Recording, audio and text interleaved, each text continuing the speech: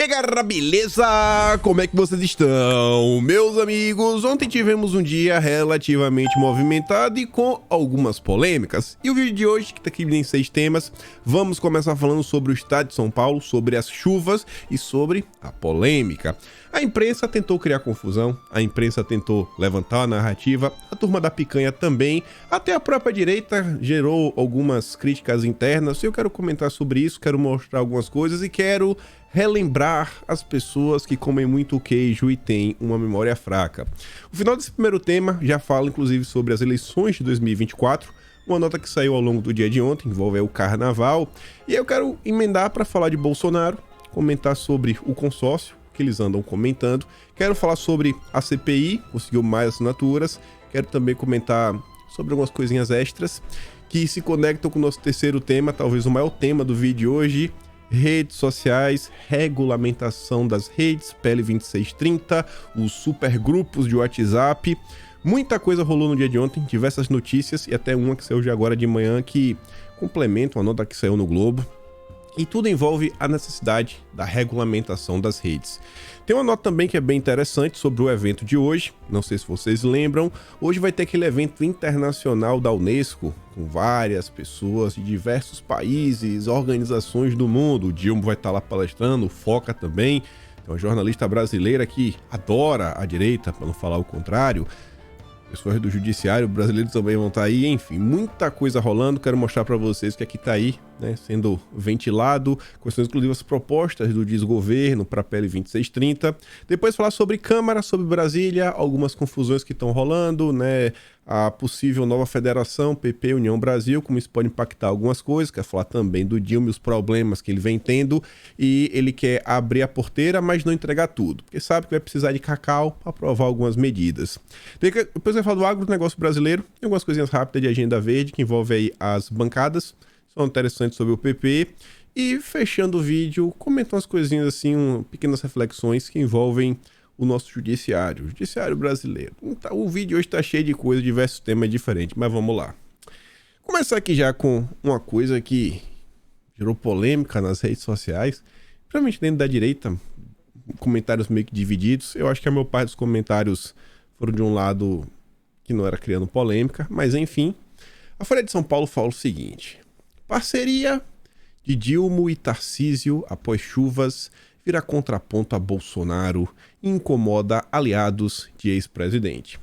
Uma matéria que claramente tenta criar narrativas. Não tem nem o que falar, não é? Isso aqui é inquestionável para mim. Criação de narrativa. Vamos relembrar a memória de algumas pessoas para mostrar algumas coisas, principalmente no que diz respeito de aliança, contraponto a Bolsonaro. Se você parar para analisar os 4 anos de governo Bolsonaro, tivemos até estados que fecharam no azul diante de tanta receita que receberam do governo federal. Isso falando assim no dia a dia, ligados à pandemia. Fora o que a gente vai relembrar, as ajudas que Bolsonaro enviou para estados, vários estados, inclusive estados governados pela oposição. Então assim, não tem nenhum tipo de contraponto. Não existe nenhum tipo de contraponto. E o que existe é a vontade da Folha de tentar capitalizar em cima de uma tragédia. Simples assim. Tentar capitalizar em cima de uma tragédia e tentar gerar polêmica e confusões dentro aí da turma da direita, né?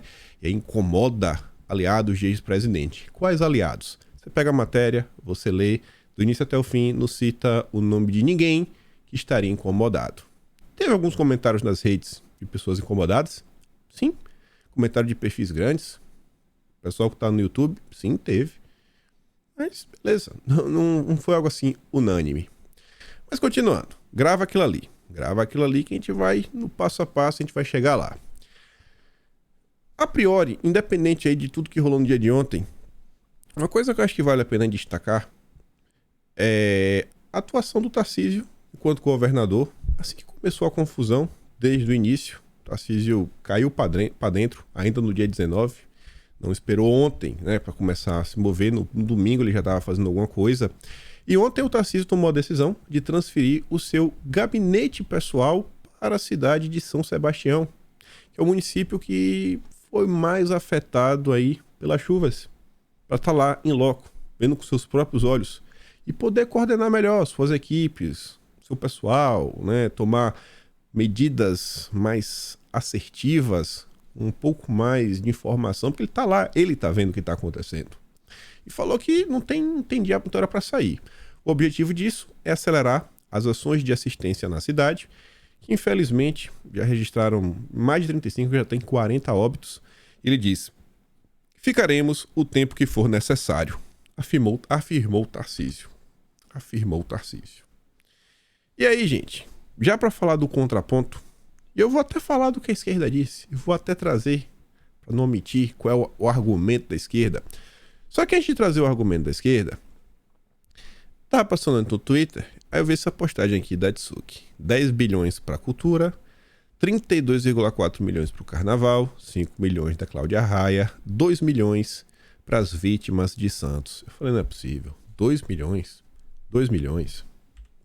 Aí eu fui atrás das notícias, até fiz aqui, ó, se quiser bater um print, mandar pro seu amigo picanheiro, fala aqui picanheiro, você concorda com isso? Você concorda com isso? O picanheiro máximo, né, o Dilma, ele só é um cara fenomenal se você assiste a Rede Globo. Se você encara a realidade, os números, isso aqui parece um grande líder, um grande estadista. 10 bilhões em 2023. Orçamento da cultura, 10 bilhões. Bilhão. Aí pro carnaval são 32,4 milhões. Cláudia Raia é detonada após captar 5 milhões da Lei Rouanet. E é a notícia de ontem: governo federal anuncia 2 milhões para ajudar as vítimas do temporal no litoral de São Paulo. Espero que o desgoverno libere um pouco mais, né? Com o passar das horas, com o passar dos dias, tome outras iniciativas para ajudar a população. Não acho que isso é o suficiente, que muita coisa aconteceu, né? A tragédia foi bem grande. E aí, gente, ontem essa imagem ela foi compartilhada por diversas vezes. Assim, diversas pessoas diferentes. Não sei nem quem foi que fez. Mas aqui você tem, aqui é o verdadeiro contraponto. Bolsonaro libera 700 milhões para assistência à população de áreas afetadas pelas fortes chuvas. Aí o Dilma: o governo federal anuncia 2 milhões para ajudar as vítimas do temporal no litoral de São Paulo. Quem a imprensa pinta como o grande estadista, o presidente humano que se preocupa com as vidas? O Dilma, 2 milhões. Quem é o malvado? Bolsonaro, que abriu mão, liberou 350 vezes mais. 350 vezes mais. Aí o que é que rolou? Ah, olha só. Essa nota de Bolsonaro é do dia 31 de dezembro de 2021. Passado um tempo, 18 de fevereiro de 2022, Bolsonaro visita Petrópolis e governo anuncia mais 500 milhões para regiões afetadas por chuvas. Queriam, né? Em janeiro, o governo também editou MP de 500 milhões para ajudar cidades castigadas pelas tempestades. Rogério Marinho destaca montante total de 1 bilhão. Mas quem é o malvado? Quem é o desumano? O desumano é Bolsonaro. É o vagabundo. Ele não presta. A esquerda ontem estava pontuando o seguinte: Bolsonaro não foi. Quando teve as chuvas, Bolsonaro não foi. Isso é mentira. Tem que ir a Globo para desmentir. Bolsonaro sobrevoa cidades atingidas por temporal na Bahia. Podemos ver estragos. O tempo passa, né? Além daquela de fevereiro, agora em maio, estamos fazendo o possível, diz Bolsonaro sobre vítimas em Pernambuco. Bolsonaro também foi lá. O presidente sobrevoou nesta segunda-feira as áreas mais atingidas. A esquerda pegou uma matéria que saiu em vários veículos no final de 2021, que falava o seguinte: Bolsonaro diz que, assim, espera não precisar ir. Acho que foi a chuva que estava na Bahia. Ele falou isso: espero não precisar ir. E a matéria, você dá uma lida. Tem uma polêmica que saiu no Estadão que falava o seguinte: os aliados acham que não será necessário que Bolsonaro vá, nem ele, nem a Michelle, Porque Bolsonaro já mandou os seus ministros. O ministro João Roma já está lá, o ministro Rogério Marinho já está no local também, o Tarcísio acho que também já tinha ido. Isso foi em 2021, então os ministros já tinham ido. Ele falou, espero não precisar ir, e foi. Mas independente disso, 700 milhões. 700 milhões. Muita gente criticou o Tarcísio porque ele participou do discurso, o Dilma estava lá, etc. Aí teve diversas justificativas, desde o supra-sumo, assim, não tem como dividir um palanque com o maior, sei lá, o cara que não presta, né? O pessoal usa porque, sabe como é, né? Tem aquelas coisas que você não pode nem mais falar, mas enfim, aquele cara não dá, intragável, etc, isso, aquilo, outro, tudo mais, ppp, tititi. E, gente, na boa mesmo. Vocês acham que esse discurso ele leva a algum lugar? Quem votou em Tarcísio, votou preocupado que o Tarcísio, não na esperança que Tarcísio fosse igual a Bolsonaro. Alguém achava mesmo que Tarcísio seria o super conservador.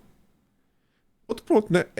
Ser conservador é não dividir um local, um evento, lá, fazer um comunicado à população com o presidente da República. Você é o governador do estado de São Paulo, mas você não dialoga com o presidente. Não existe diálogo. Não conversa com o presidente da República. Isso é ser conservador? Esse é um ponto. Segunda coisa. O pessoal, você vê, nos últimos dias, para mim, tiveram algumas notícias que acho que vale a pena fazer algum tipo de crítica. Eu até trouxe aqui em vídeo. Tarcísio, basicamente, convidando o Algor para vir aqui em São Paulo, estado de São Paulo. Vim aqui, não estou no estado de São Paulo. Mas ia a São Paulo, o Algor, para dar pitaco sobre questões climáticas, questões ambientais. O Algor, que só atrapalha, errou todas as previsões que ele já fez na vida. Para mim não adianta de nada. Criticar o Tarcísio aí por deixar, que eu não acho que foi uma decisão dele, foi indicação para mim do União Brasil, que o Guto Zacarias fosse vice-líder do governo, lá na Lesp. Podia criticar por isso? Acho que faz muito mais sentido do que, ele estava lá dividindo o palanque, etc e tudo mais. E ainda para mim tem outro ponto, que é o seguinte, a partir do momento que a direita, ela abraça esse tipo de crítica, ou ela faz esse tipo de crítica, você vende a ideia para a imprensa, que é exatamente o que eles falam, os bolsonaristas, a direita brasileira é uma turma de extremistas, de radicais, eles não dialogam com ninguém, meu Deus, olha isso, olha aquilo outro. E a gente não está falando de um ativista. Uma coisa é um ativista, uma coisa é um jornalista, é um influenciador digital, uma pessoa comum. Outra coisa é o governador do estado de São Paulo se furtar de estar no local onde o presidente da República está. Ele vai fazer o quê? Vou embora, eu não vou ficar aqui, o presidente da República está aqui. E aí você vê que até no debate de narrativas, aí vocês podem discordar de mim, mas só uma opinião. A imprensa tenta... O que a imprensa tenta vender? Olha como as coisas mudaram. Olha como as coisas mudaram. Agora temos um presidente que se importa com as pessoas, etc e tudo mais. Você não acha que é muito mais útil mostrar para as pessoas que quem realmente se importa é Bolsonaro? Olha aqui, Isso é se importar, mais de 1 bilhão. Mais de 1 bilhão de reais. Isso é se importar. Ou vocês acham que é o presidente da República que vai lá com suas mãos calejadas, tirar os escombros, cavar, dirigir a retroescavadeira? Não é. Não é. Essa questão do presidente no local é muito mais simbólica do que qualquer coisa. Porque qualquer coisa não vai mudar nada. O ministro tem muito mais poder de ação até na tomada de decisão. Uma coisa muito mais técnica, muito mais óbvia, que ele conhece um pouco ali, até da própria pasta, do que o presidente da República. Sabe, é mais ir de forma simbólica, deixar uma palavra de carinho e abrir o bolso. É isso que o cara vai fazer no final do dia. Vendo essa questão ainda, falando em termos narrativa, a direita podia falar o seguinte, Tá vendo aí? Olha como a imprensa mentiu por diversos anos. A direita nunca se furtou a nada. É a esquerda que se recusava a participar. No dia que a esquerda quis participar, a direita deixou. Podia vender dessa forma. É uma questão de escolha. Você vai vender de qual forma? Que a direita aceitou ou foi a esquerda que teve que ir por pressão? Depende da forma como você vende a história, né? O copo meio cheio, o copo meio vazio. Mas aí gera aquelas confusões inteiras, né? Vai, não vai, vai, não vai. E diante de tudo isso, tem um cenário que eu comentei até com vocês Anteontem no vídeo, foi ter um dossiê sobre isso. Falei bastante do Boulos. Sai essa nota logo no início do dia de ontem falando o seguinte, ó. Vaia a Tarcísio ilustra desafio da direita na eleição de São Paulo em 2024. Tá falando da cidade de São Paulo. E a matéria traz algo que é um dado da realidade. A realidade mostra que o estado de São Paulo ele é mais conservador, só que o interior. A capital de São Paulo, a cidade de São Paulo, era um pouco mais à esquerda. O Tarcísio, inclusive, foi vaiado. Ele e o Ricardo Nunes, lá no... como é o lugar? Anhembi. Aí fala, na capital a esquerda se mostra bem mais competitiva. Quem é que tá na disputa? Guilherme Boulos. Não sei se vai ser o Ricardo Nunes o candidato, não sei quem é o candidato aí que vai ser o candidato, né? O Boulos já está no segundo turno, isso é uma certeza. Ele vai ter os votos da esquerda. Quem vai ser o candidato direito, não faço ideia. Mas vai ter que, né, se deparar com isso daí. E aí? Vai vir aquele discurso de sempre, da direita? Tem que tentar pegar essa turma que está mais ao centro. No ano que vem, o PSOLista terá o apoio ainda do PT, do Dilma. Vai ter apoio expresso do governo federal e já está trabalhando desde agora, né? Desde agora já tem o apoio e vem tomando suas ações, já tentando construir base para as eleições de 2024. Então, acho que isso aqui é muito mais importante de tudo que está acontecendo, todas as confusões. Mas é a minha opinião. Posso estar errado, óbvio, você não precisa concordar comigo, mas é só como eu vejo as coisas. Eu acho que gastar energia com essa questão não vai ajudar muita coisa. Pelo menos é como eu vejo as coisas. Pegando aí a ponte com relação a 2024. Só essa nota aqui na Folha de São Paulo. Bolsonaro pode responder por gênero no Tribunal Penal Internacional se a justiça do Brasil falhar. Assim, só tem uma opção. Ele é culpado ou ele é culpado. Porque se ele for considerado inocente, a justiça falhou. É isso que a Folha de São Paulo está falando. Querem condenar o cara pelo quê? Aí volta aquele ponto. Vocês acompanham política. Vocês não são normais. Normais vem da matemática. Norma é o que se repete mais do que os outros. É a predominância. A predominância no Brasil são de pessoas que acompanham a política no dia a dia, sabem o que acontece ou não. É da galera da narrativa. É a galera que cai no conto da Rede Globo. Quantas pessoas vocês acham que sabem o valor que Bolsonaro doou e que Bolsonaro foi nos locais, que foi nas localidades? E quando ele falou, eu espero não ir, é porque os ministros já estavam, as pessoas que realmente vão resolver já estavam todos lá. E a ideia de um presidente é muito mais simbólica do que tudo. Quantas pessoas vocês acham que realmente conseguem ter esse entendimento? Eita aí, ó. A mídia já criou a narrativa. Ou é culpado ou é culpado. Ou é culpado ou é culpado. A direita tem que começar a enfrentar a realidade. Ela é injusta, extremamente injusta. A realidade é muito injusta em diversas áreas. Mas se a gente ficar olhando o mundo como ele deveria ser, a gente não vai sair do lugar. A turma que fala que Bolsonaro é culpado a todo custo, talvez, devesse estar apoiando a CPI.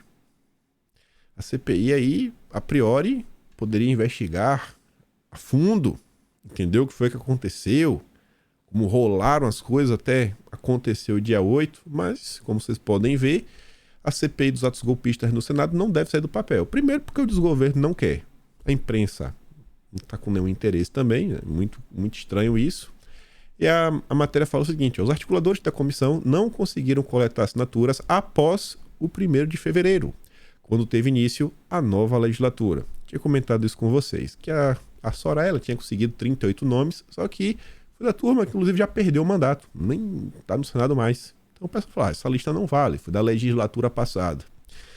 Aliados do Pacheco dizem que ele só aceitará ler o requerimento se houver uma nova coleta de assinaturas. Como o governo faz pressão para que a CPI não vá adiante, a iniciativa não encontra respaldo entre os parlamentares. O entendimento é que, mesmo se a CPI for liderada por aliados do Dilma no Congresso, ela vai acabar desgastando a imagem do governo. E além de desgastar a imagem do governo, também vai dar uma travada na agenda legislativa. E eles não querem tentar avançar com suas pautas o quanto antes. Mas, se a CPI da Soraya não sai, talvez uma CPMI possa sair. O André Fernandes trouxe aqui a atualização no dia de ontem, falando o seguinte, ó. Sobe para 146 o número de assinaturas. No final da semana passada faltavam, acho que 68 assinaturas, era 61, agora só faltam 25 para conseguir o quórum mínimo. Talvez aí quando acabar o carnaval,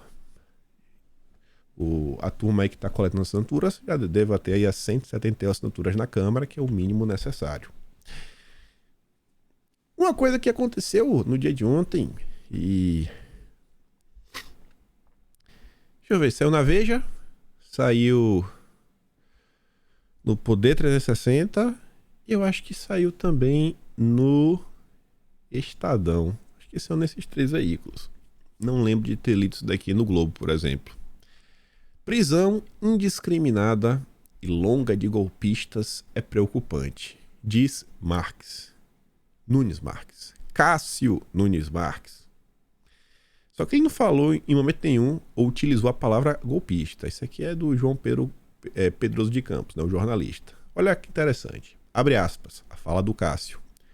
Neste momento processual, segundo me parece, as prisões em larga escala, realizadas de forma indiscriminada, em razão dos fatos ocorridos no dia 8, investigados no inquérito 4879, e a extensão temporal dos encarceramentos, revelam-se preocupantes. E levam-me a consignar, desde logo, algumas ressalvas que considero necessárias. Nunes Marques afirma em seguida que a conversão em prisões preventivas ou medidas cautelares alternativas à prisão depende da, abre aspas, identificação precisa dos responsáveis pelos ilícitos criminais ocorridos no dia 8 e a individualização de suas respectivas condutas. Identifica as pessoas e o que cada um fez. Esse fez isso, esse fez isso, esse fez isso. Além da demonstração dos requisitos específicos para o deferimento da custódia cautelar. Ainda conforme o ministro, a prisão preventiva é sempre o último recurso, tornando-se necessário verificar sempre a possibilidade da adoção das medidas alternativas. E mais uma vez, o Cássio, o 100% alinhado, o CAC, ele é CAC, como dizia Bolsonaro, se destacando, votando de uma forma que destoa da maioria. É perfeito? Não é. É o conservador de primeira ordem? Não é. Mas destoa. E o Cássio ainda vai ficar na corte mais alta desse país, se as coisas não mudarem, pelo menos, acho que mais 25 anos. Estamos falando de, no mínimo, mais 6, né? 6 legislaturas. Essa e mais 5. 6. Bolsonaro escolheu como um dos seus critérios pessoas jovens. Relativamente jovem, né? O cara não é novinho, né? O cara tem mais de 50 anos já. Mas que vai ficar lá um bom tempo. Vai ficar um bom tempo. Mas beleza. Eu até volto no judiciário mais tarde. Só que antes, isso daqui é de extrema atenção. Vários veículos começaram a comentar sobre a mesma coisa. E engraçado que eu achei que essa matéria tinha sido de ontem, mas eu tô olhando agora. Essa matéria foi de hoje. E parece que a turma do Estadão teve a mesma ideia da turma do Globo. Baita coincidência. Deve ser talvez porque hoje tem a palestra lá da Unesco, que vai participar várias figuras importantes do mundo e do Brasil. A turma do Globo fala o seguinte, essa matéria é bem longa, eu só trouxe uma parte bem curta dela. Quem quiser ler pode dar uma olhada, mas a parte longa da matéria, longa mesmo, é só explicando as questões do WhatsApp e relembrando os pontos-chave da PL 2630. Então essa parte eu não trouxe, essa parte só falo para vocês. Comunicação de massa em aplicativo de mensagem será foco de discussão do PL das fake news na Câmara.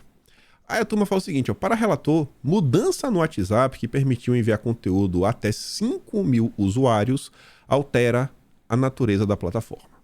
E a matéria coloca, a matéria gira em torno disso.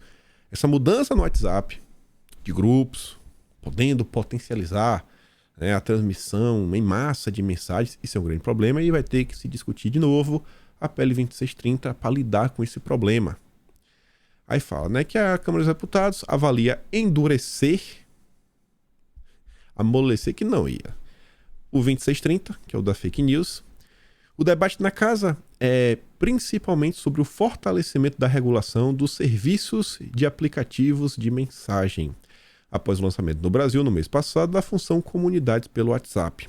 E também uma forma de atender ao governo, incorporando ao PL um dos pontos defendidos pelo ministro da Justiça, o Flávio Dino, que é a remoção de conteúdos com teor golpista das plataformas. Contribuição do governo. Na semana que vem, a expectativa na Câmara é receber do governo uma lista de sugestões para serem incorporadas ao PL das fake news. Semana que vem. Se vai receber do governo semana que vem, então vocês podem começar a esperar que em março comecem a ocorrer discussões já bem contundentes em relação a isso daqui. E esse projeto será pautado. E eu acho que ele vai ser aprovado. Eu acho que esse projeto vai ser aprovado. Caberá aos deputados garantir que um bom projeto será aprovado. E não um projeto que vai permitir perseguição. Eu acho que esse projeto vai ser aprovado, gente. Sem querer deixar vocês tristes ou não, acho que vai ser aprovado.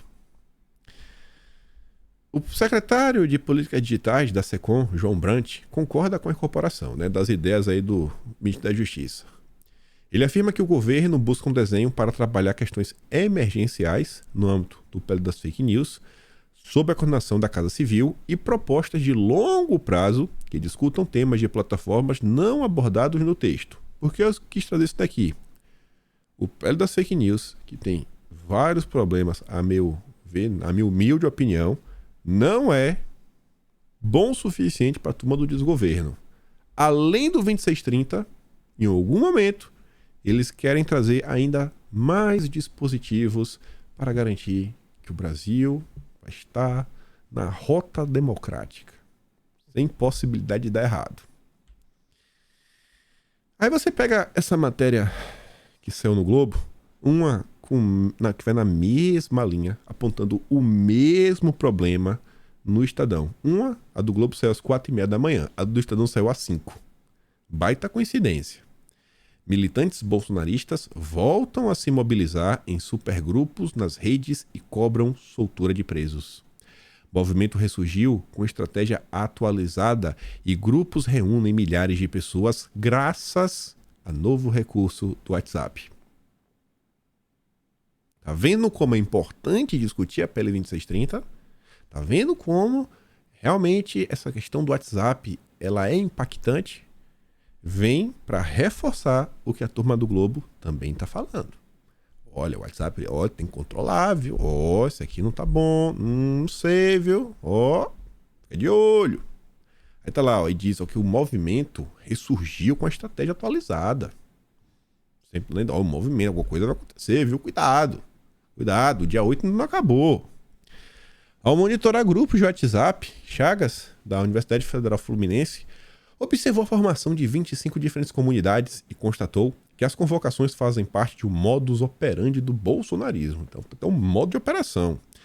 Não dá para determinar se as convocações são, de fato, uma convocação ou se testam a reação das pessoas para ver o que cola e o que não cola, o que tem ou não aderência. É uma espécie de tentativa e erro. Ou talvez sejam apenas pessoas comuns que colocam para fora as suas ideias, os seus desejos, e é isso, ele coloca. Se funcionar, funcionou. Né? Se colar, colou.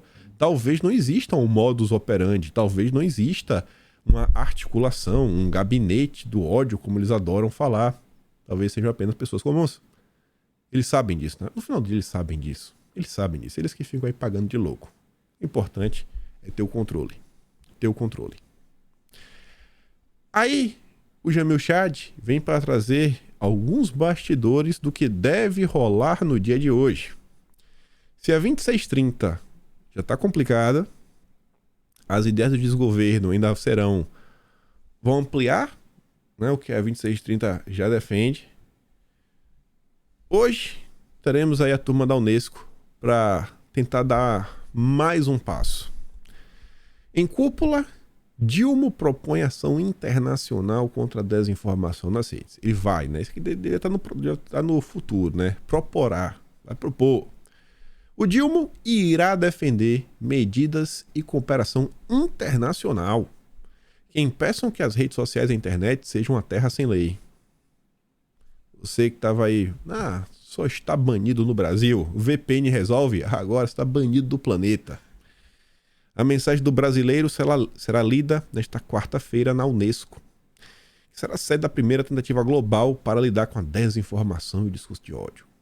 Mais de 3 mil representantes de governos, empresas, especialistas, sociedade civil farão parte da iniciativa, que conta com FOCA, nossos micro-ministros.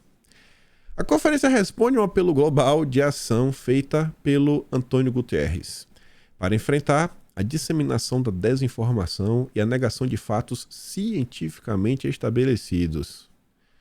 Sobre isso daí, nos últimos dias está sendo muita notícia aí da área da saúde, que parece que a ciência ela não estava tão estabelecida assim. Está aparecendo umas notícias que vêm saindo. Mas não importa. O que ele chamou de ciência, na verdade, é a opinião deles. O que eles pensam é ciência. E se você discorda dele, não é ciência. E isso, né, representa um risco existencial para a humanidade. Toda hora é um risco que a humanidade vai acabar. É a questão climática, é a fake news, é a desinformação. Meu Deus do céu. É o peito da vaca. A conferência, na realidade, faz parte de um processo de consultas globais para definir diretrizes comuns para tratar deste assunto. A Unesco quer finalizar, né, tudo e publicar diretrizes em meados de 2023. E aí, olha qual a esperança. Que essas diretrizes, que vêm da Unesco de fora para dentro, sejam utilizadas pelos governos, órgãos reguladores, judicial, sociedade civil, ONGs, mídia e as próprias empresas digitais. Ou seja, o país ele não tem as suas leis. Ele vai seguir o que a Unesco mandar. Para ajudar a melhorar a confiabilidade das informações online, promovendo ao mesmo tempo a liberdade de expressão e os direitos humanos. A situação brasileira é alvo de especial atenção por parte da comunidade internacional. Por quê? Por causa da avalanche de desinformação durante a campanha de 2022. Sim, contra Bolsonaro, que ele ia... Como é que o Janones falava? Eu não lembro, eu não sei se era confiscar ou sequestrar as aposentadorias. Nossa, era um negócio assim absurdo. Não, ele vai fazer o que o Collor fez, meu Deus. Cara, aquilo é um absurdo.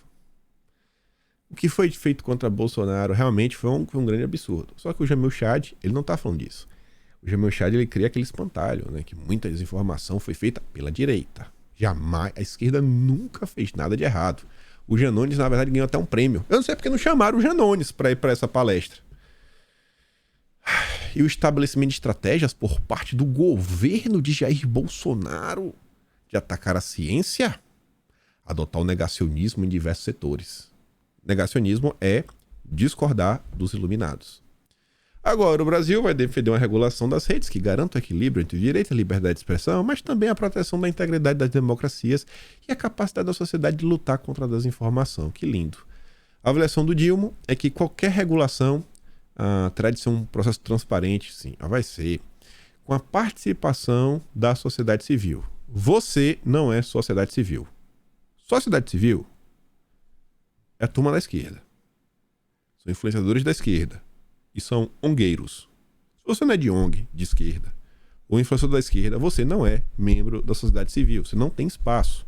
Isso aqui é balela, né? Discurso bonitinho do Jamil Chad. O governo não quer deixar nas mãos das grandes empresas do setor o debate e insiste que o processo precisa ser debatido por governos e especialistas de todo o mundo, ou seja, a turma da esquerda. A esquerda, junto com especialistas da esquerda, precisam determinar. É o que ele quer. O Dilma ainda vai usar os ataques contra dia 8, né? Vai usar o dia 8 para falar, meu Deus, como é o problema.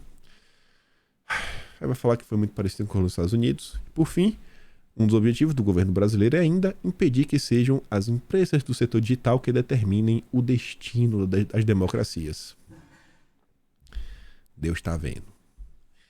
E aí, para encerrar aqui esse tópico, Grupo pela Democracia, anunciado pela gestão do Dilma, patina após quase 2 meses. Mesmo patinando, não está parado. Pode esperar um pouquinho que ele vai aparecer. O início dos trabalhos da Procuradoria Nacional de Defesa da Democracia é incerto, não tendo nem ainda começado as discussões do grupo que contribuirá para regulamentar a unidade, né? A questão aqui é da AGU. Isso acontecerá apenas no fim deste mês, quando também será anunciado o cronograma dos trabalhos do grupo. A futura Procuradoria tem como principal objetivo atuar em nome da União em demandas de resposta e enfrentamento a desinformações sobre políticas públicas. Será que é só isso que eles vão fazer? A turma tá vindo com tudo. Esse ano, pode anotar aí, o 2630, eu diria que no primeiro semestre. Primeiro semestre vai ser votado e vai ser aprovado. Eu espero que o texto que seja aprovado, ele realmente garanta que quem vai ser punido é quem faça a coisa errada. E não que sirva de uma lei para perseguir opositores. Mas vamos ver, né? Vamos ver. Brasil, às vezes, nos decepciona. Às vezes nos decepciona muito mais vezes do que nós esperamos. Mas é do jogo, faz parte da vida. Enfim. Continuando aqui, falar um pouco de Brasília. Veja como são as coisas. Dilma acredita já ter votos para aprovar pauta-chave na área econômica. Com a pauta, arcabouço fiscal. Tem que ter 257 votos. Ele acha que ele já tem. Será? Talvez tenha. A depender do que vai ser proposto. Eu acho realmente difícil não aprovar essa questão do arcabouço fiscal. Não sei que seja algo muito absurdo. Fala assim, isso aqui é absurdo, impossível, etc. Não vai ser algo assim que o Dilma que escreveu, né? Ele consegue vai pegar a turma da esquerda para criar alguma estratégia. A não ser que seja realmente muito absurdo, não vai aprovar. Não acho que isso aqui é uma pauta que vai dar para medir a força do desgoverno na Câmara. Principalmente na Câmara, porque o Senado é da turma do Pacheco. Na Câmara. Quando fala de COAF, quando fala de FUNASA, aí sim eu acho que a gente dá para olhar o que realmente vai rolar. O recado de Meirelles sobre a disputa de espaço entre Mercadante e Haddad. Tá claro, tá todo mundo vendo que tem uma treta. E aí o Meirelles, ele defende que tem que aprovar para ontem uma nova âncora fiscal e ele diz que é visível a intromissão do Mercadante, que é do BNDES, na discussão sobre o tema e diz que isso é uma disputa por protagonismo. Tá todo mundo vendo. E, como você pode ver, eu acho que o Meirelles, acho que ele tá meio que do lado do Haddad. Não sei se isso é bom ou ruim, mas tá do lado do Haddad. Você vê que o Haddad realmente vem caindo no gosto da turminha da Faria Lima. Segundo o banqueiro, ele vem ouvindo as pessoas certas. Se isso é bom pro povo, pro Brasil, não sei. Após federação com União Brasil, grupo de Lira espera ter espaço no desgoverno. Serão 115 deputados, se não estou enganado. Mas tá aí, né? O grupo de Lira acredita ter força para ocupar posições estratégicas e até voltar a reivindicar pastas como saúde ou educação. O objetivo é que a União Brasil ocupe espaço semelhante ao do MDB em gestões anteriores à do PT. O Centrão espera que votações de medidas provisórias como do CARF indiquem que o Dilma precisará da União Brasil para governar. Já o Planalto busca ganhar tempo até abril para construir maioria sem ceder mais cargos no primeiro escalão. O União Brasil conseguiu realmente se tornar, neste momento, o fiel da balança. Fiel da balança. O PL se declarou oposição. Vai ter ali um grupinho que vai votar a favor. O PP, República independente, né? Daquele jeito. Aí meio que sobra a União Brasil, dos grandes partidos. Tem uma bancada maior. Tem uma turma que pode realmente fazer algum tipo de oposição. Ou pelo menos ser independente. Se tornou fiel da balança. A que ponto chegamos no Brasil? Dependendo do União Brasil, para pautas que não deveriam avançar, não avancem. A desconfiança com o Alcolumbre na criação da federação com a União Brasil. Mas para isso sair do papel, né? Algumas coisas têm que rolar. E as coisas estão avançadas. Tem tudo para sair agora já em março. Mas parece que o Alcolumbre entrou no meio de campo, dizendo que quer ajudar a resolver as coisas, né? Só que a turma vem vendo a participação do Alcolumbre com restrição nas negociações do projeto. Desde o início, articuladores da proposta avaliam que o Alcolumbre pode ser usado pelo Dilma para tentar minar a federação e que o próprio senador teria interesse em boicotar o superbloco. Faz sentido. Se for confirmada, A poderosa nova força política vai aumentar a pressão para que seja contemplada com cargos no desgoverno, o que, por consequência, forçaria um deslocamento da influência do Alcolumbre, que tenderia a perder espaço. E neste momento, o Alcolumbre tem 3 ministérios. Ministro do Turismo, a Daniela, ele e o Bivar. O Juscelino, da Comunicação, o da Estrada de 5 milhões, ele e o Bivar. E o Valdez Góes, do Desenvolvimento Regional, aí é 100% Alcolumbre. Vai perder a boquinha. E o Dilma também não quer uma bancada dessa. Dilma tá cheio de aliados. E o Alcolumbre é um desses aliados de primeira hora. Para garantir que vai ter algum tipo de força, e aí, mais uma vez, se o desgoverno realmente tivesse um projeto de nação que fosse trazer melhorias para o Brasil, ele não precisaria estar fazendo coisas como essa. Dilma vai distribuir cargos do 2º escalão nos estados. Não é para os técnicos, é para os aliados, para garantir votos. Segundo integrantes do desgoverno, era preciso esperar a organização das bancadas, né, para que os pleitos fossem ordenados. Também haverá distribuição de postos secundários nas coordenadorias regionais da Codevasf, do DENOX. Sobretudo para estes, o PT exige compensações por ter aceitado abrir mão das primeiras vice-presidências da Câmara e do Senado nas eleições das 2 casas, que aí foi no começo do mês, né? Mas outras siglas do Centrão também estão na disputa. E aí, nessa entrega de cargos, além de entregar os cargos, a turma da picanha também quer se certificar que irão remover os bolsonaristas. Uma das preocupações nas trocas de cargos será desalojar nomes atrelados ao bolsonarismo. Muitos deles anônimos. Meu Deus, porque o que aquele cara vai fazer? Vai sabotar o país? Vai jogar contra? Não, talvez ele não vai querer tomar alguma medida absurda, que tem tudo para rolar. A administração da esquerda deixou um rastro de destruição. E agora em 2022 que a coisa veio começando assim a dar uma melhorada. Na verdade o Temer, desde a época do Temer começou uma reconstrução, né? Mas para voltar assim uma normalidade um pouco maior em alguns setores, só lá para 2022. Mas eles já querem destruir de novo. Aí disse que o desgoverno hoje vai ter uma base de cerca de 270 deputados e 53 senadores. Pode aprovar um arcabouço fiscal. 257 votos.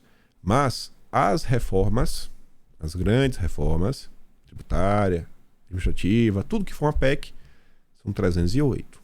Tá faltando voto. Há no governo, porém, quem defenda que as nomeações sejam feitas a conta-gotas e nas vésperas de votações importantes. Ou seja, o desgoverno não tem uma base. Vai ter que ficar dando carguinho, ficar liberando verba, fazendo uma coisa aqui, uma coisinha colar, para conseguir quórum, conseguir grupo para ver se aprova suas ideias. Espero que nenhuma seja aprovada. Nenhuma, zero. Enquanto o país segue sem uma agenda econômica, olha isso daqui, gente. É inacreditável. Tinha que ser do PT. A Érica Cocai propôs um projeto que quer obrigar linguagem inclusiva em documentos oficiais. Aqui não é todos. Não tá falando de todos. Mas aqui é o seguinte. Ela quer, basicamente, criar redundâncias.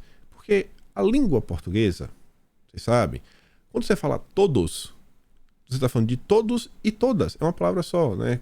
Quando você fala assim no pluralzão, tem um monte de gente, você precisa falar boa noite a todos e todas. Você não precisa falar isso. Mas ela quer porque quer a todo custo. Porque isso aí é essencial e agora o Brasil vai andar para frente. Ela quer que atos normativos, editais e outros documentos da administração pública tragam o uso de vocábulos que designem o gênero feminino em substituição a vocábulos da flexão masculina. Na prática, com a linguagem inclusiva, um texto oficial deveria conter, por exemplo, as palavras todos e todas, sem reduzir os vocábulos à flexão masculina para se referir a homens e mulheres. Isso vai mudar o quê? Nada. Nada. Isso aqui é só um início para começar com todos e todas e abrir espaço lá na frente, o cara falar, ó, isso aqui não é inclusivo o suficiente. Tem que ser mais inclusivo. E para ser mais inclusivo, aí sim entra o todes. O todes. Não sei nem como é que se fala. Por outro lado, enquanto Érica Cocai tá com essas ideias, a turma da direita, não a nível federal, mas a nível estadual, segue apresentando algumas propostas. seguindo também uma agenda mais ideológica, a esquerda também. Aí você vê, Assembleias Legislativas replicam pautas polarizadas das eleições em projetos de lei. A LERJ, por exemplo, a direita quer proibir instituições de destino e bancas examinadoras de seleção de concursos, além de documentos oficiais e ações culturais, esportivas, sociais, publicitárias, que recebam verbas públicas de uso de novas formas de flexão de gênero e de número, ou seja, o todes. Não querem isso? Não, sem todes, pelo amor de Deus. Mas ele colocar aí, tá aí, né? Sua pauta inclusiva. Você vê que realmente é totalmente oposto. Já o Anderson Moraes, do PL, apresentou duas outras pautas bolsonaristas. Isso aqui é só de bolsonarista, viu? Se você se identifica com isso, é porque você é bolsonarista. Proibição da transição de gênero a crianças e adolescentes. E uma que torna facultativa a aplicação por parte dos pais do comprovante nas cadernetas das crianças. Não tem que apresentar. Não precisa. Se você não quiser. É sua liberdade. Então, liberdade e bloquear, né, algumas coisas para crianças. Isso daí é só quem é bolsonarista, viu? Em contraponto, aí fala de várias coisas que a turma da esquerda quer fazer. Dentre elas, aí você vê, olha as preocupações da esquerda. Vai melhorar o cenário econômico brasileiro? Não. Só que isso daqui envolve a narrativa. A narrativa. Dani Balbi, do PCdoB, apresentou propostas para a retirada de nome de militares e também do pai de Bolsonaro de escolas estaduais. Não pode, as escolas não podem ter nome de militares. Tem que destruir qualquer chance. Tem que botar o nome de Che Guevara e Paulo Freire. Lá em Minas Gerais, a Assembleia, outro grande projeto para melhorar a vida da população. Tem uma proposta em apoio, é uma proposta de apoio. Não muda nada, é só uma proposta. Ela falou, não, a Assembleia Estadual de Minas apoia a vereadora do PT, Maria Tereza Capra, né, porque ela vem recebendo ameaças, que ela teve ela foi caçada, por quê? Porque ela acusou pessoas comuns que estavam cantando o hino do Brasil e botaram a mão para frente de ser grupos NZ. E isso não aconteceu. Aí depois dela fazer todo esse absurdo, ela foi caçada, mas agora quer pagar de vítima. E a turma do Globo meio que desinforma, né? Pode denunciar, ela não denunciou nada. Não tem nenhum tipo de denúncia, ela mentiu, é uma coisa bem clara. E esses jornalistazinhos, eles continuam nessa existência tem mais de 10 anos. Todo mundo que eles não gostam é NZ. Todo mundo. É inacreditável. Seguindo com essas pautas legislativas, mas voltando aqui um pouco para Brasília para falar do agronegócio, do agro brasileiro. Olha que bonito. Petista ganhou o Conab como prêmio de consolação. É a Companhia Nacional de Abastecimento. Quem vai tocar essa companhia é um rapaz chamado Edgar Preto. O pai dele se chama Adão Preto, é líder histórico da agricultura familiar no estado e um dos fundadores do MST. Com o Conab na mão. Fontes ligadas ao setor garantem que a principal razão para o atraso da nomeação é a pressão de parlamentares ligados ao agronegócio para que a Conab retorne ao Ministério da Agricultura. E, segundo o Lupion, que é o presidente da Frente Parlamentar do Agro, a coisa pode sair do papel. É o que está na matéria aqui do Eduardo Giroto. O apelido que ruralistas deram ao Ministério da Agricultura do Dilma. Falando que o Ministério da Agricultura agora ganhou o nome de Ministério da Exportação. Porque foi a única coisa que sobrou. Só sobrou isso. Não sobrou mais nada no Ministério. Eles falam o seguinte: o Dilma tirou do Ministério da Agricultura o INCRA, que é o Instituto Nacional de Colonização e Reforma Agrária, tirou a Conab, e o CAR, isso aí foi para o Desenvolvimento Agrário, que está com Paulo Teixeira, e o CAR, que é o Cadastro Ambiental Rural, foi parar no meio ambiente. O CAR, inclusive, é o que você precisa para a questão da due diligence europeia, para você certificar que a sua região, a sua terra, é um local que protege o planeta e você pode vender sem nenhum problema. O Dilma também recriou o Ministério da Pesca, foi parar no PSD. Sobrou o que para a agricultura? Nada. só exportação. Aí o Pedro Lupion apresentou a emenda para o Ministério da Agricultura recuperar o organograma que tinha no governo Bolsonaro, e Lupion tem dito que não conseguirá reverter todos os atos do Dilma, mas garante ter votos suficientes para aprovar a volta da Conab e do CAR para a pasta da agricultura. A ver, a esperar. E a turma segue aí trabalhando. Isso aqui é uma pauta que normalmente não tem tanto apelo, mas essa questão, principalmente do CAR, ela tem um impacto grande mesmo. Quando essa questão do CAR ela começou e teve a due diligence, eu converso com às vezes uma outra pessoa aí do ramo do agro, teve muita gente que ficou meio que descredenciado, ficou basicamente proibido de vender. Porque o CAR tá com isso, aquilo, basicamente proibido de vender. Imagina ficar na mão do Ministério do Meio Ambiente. Espero que a turma consiga realmente dar um jeito. E isso daqui me gera um certo alerta, e já tem um pouco de tristeza também. Sobre a Comissão do Meio Ambiente na Câmara, talvez não fique com o PDT, que vai abraçar de vez a agenda climática, deixou clara lá, né, o parlamentar, e fala o seguinte, que a tendência é que o PP mantenha o controle. O comando, quem estava no comando no passado era o Kovács Filho, do PP do Rio Grande do Sul. Ele é ligado à bancada ruralista. E aí agora, segundo os líderes governistas, o PP já sinalizou que deverá indicar um deputado mais alinhado com a pauta ambientalista.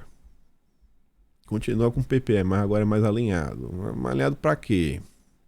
Para quê? No mínimo é um alerta na cabeça. Mas preferia que ficasse com alguém realmente que sabe ligado ao agro. Mas enfim. Algumas coisas que só acontecem acho que no Brasil, mas em nenhum lugar do mundo. O Rubens Valente, que é da agência pública, fala o seguinte, ó. A revelia das lideranças indígenas e da FUNAI. E sem divulgação prévia. O Chico Rodrigues pousou na terra indígena Yanomami. Meu Deus. Como ele ousa?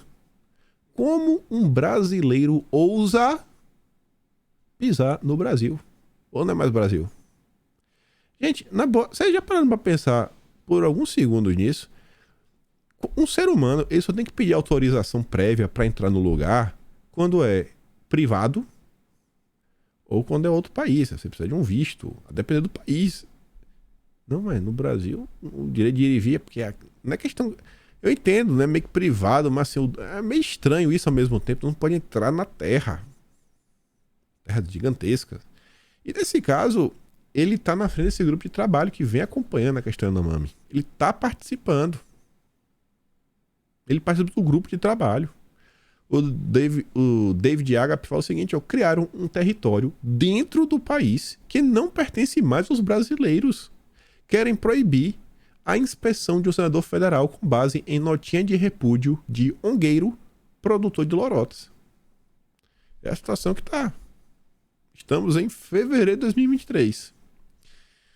Ontem eu vi essa postagem aqui, ó, ela rodou dentro da esquerda. O Aldo Ribeiro compartilhou.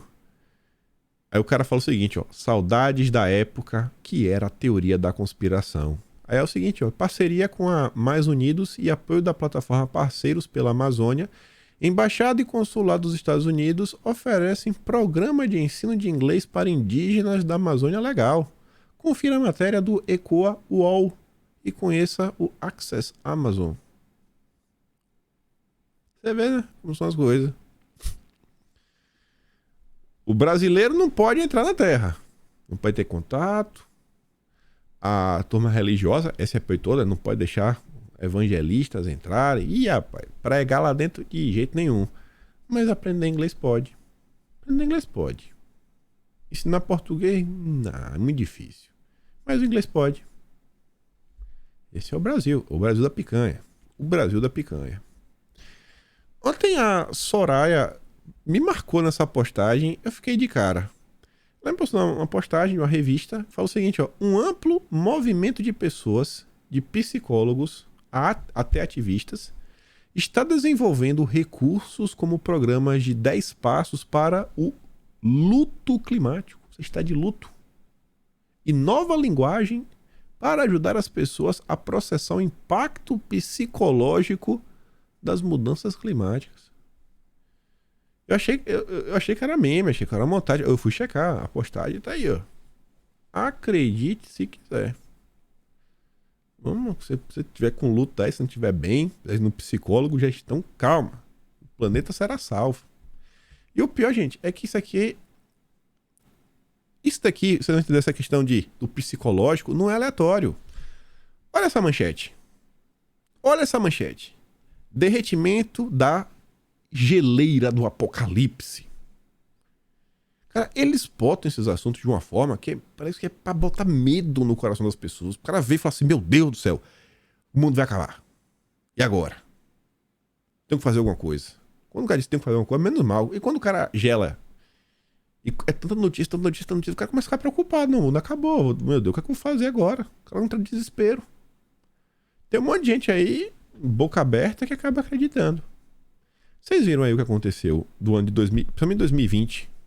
Principalmente em 2020, como as pessoas perderam a razão e começaram a tomar medidas que impactariam não só a vida delas, mas como de todas as pessoas, de uma forma que eu acho que surpreendeu, assim, como o ser humano consegue, sei lá, ser manipulado. Acho que essa é a palavra mesmo, assim, não tem nem meio termo. Como o ser humano consegue ser manipulado. E a turma tá aí, ó. Ó, a geleira do apocalipse. A do apocalipse, viu? Vixe, agora a do apocalipse está derretendo. O apocalipse vai começar.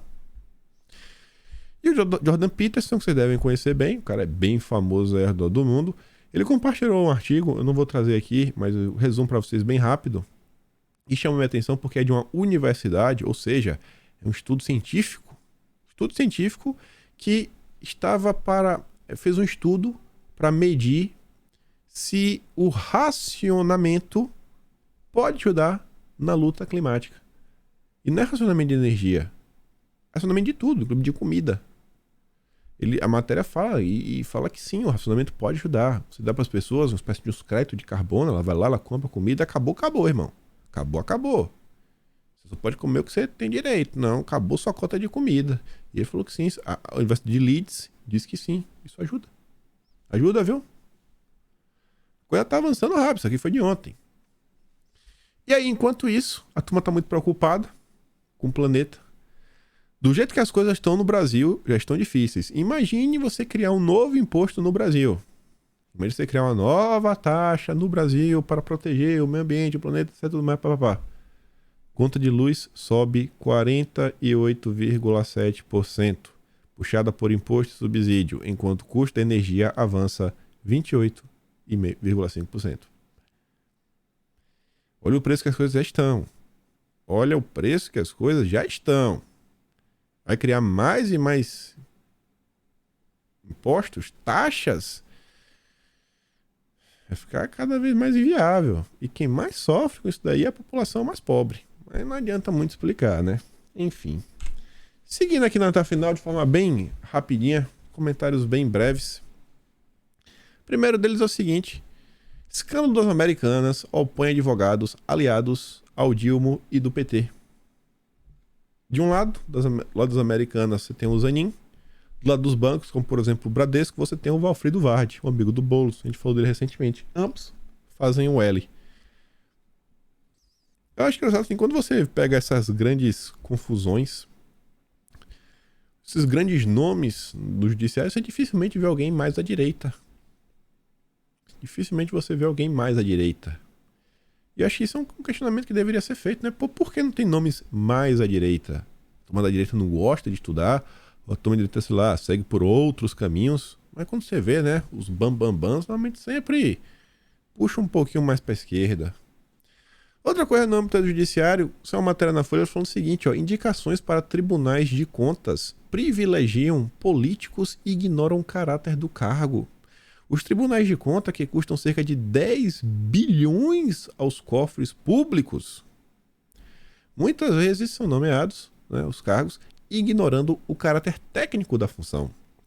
Tanto em esfera federal como estadual e até municipal, vários políticos de carreira, alguns deles parentes de mandatários ou envolvidos em imbróglios com a justiça, são indicados conselheiros em um órgão capaz de tornar adversários inelegíveis.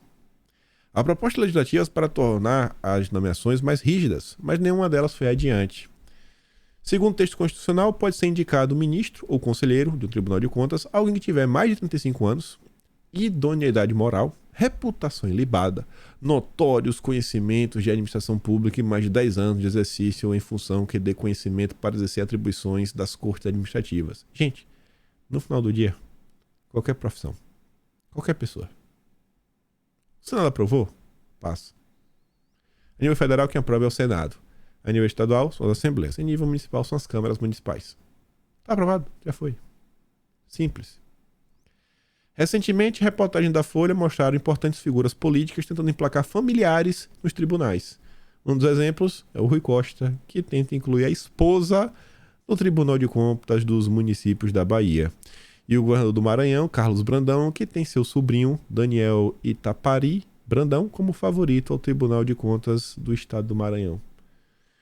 Estes aqui são alguns temas que eu acho que, no mínimo, mostram que os problemas que a gente tem em alguns setores, eles são muito mais amplos do que assim, essa pessoa é o grande problema. Não. O judiciário, quando a gente olha ele do início até o fim, eu acho que a solução passa não, solução não tem. Não tem solução. Pode ter alguma melhora. Eu acho que algum tipo de melhora pode vir com que o Ramagem, por exemplo, vem propondo uma reforma no judiciário. Reforma no judiciário. E às vezes não significa nem só a reforma de quadros, de cargos, de nomeações, até quem sabe do que se ensina na faculdade de Direito. Que você para e olha, uma parte da galera que se forma, sai todo mundo fazendo o L. E só para encerrar, olha o Pacheco, vai palestrar em abril na conferência do LEAD em Londres, junto com o Randolfo Rodrigues e o Contarato também vão estar lá. Fazer o que em Londres eu não faço ideia, mas o Dória segue trabalhando como nunca aí nos bastidores. E a turminha segue aí todo mundo junto e misturado. Aqui estão os links das matérias do vídeo de hoje e nós ficamos por aqui. Igual ao meu trabalho, passa no canal, tem um botão de valeu, tem um peito na descrição, sempre falo isso. Compartilha o vídeo, não vai cair teu dedo, com fé em Deus. Espero poder estar aqui amanhã e também ver vocês. Aquele grande beijo e abraço, tamo juntos. Valeu, meus amigos, fui!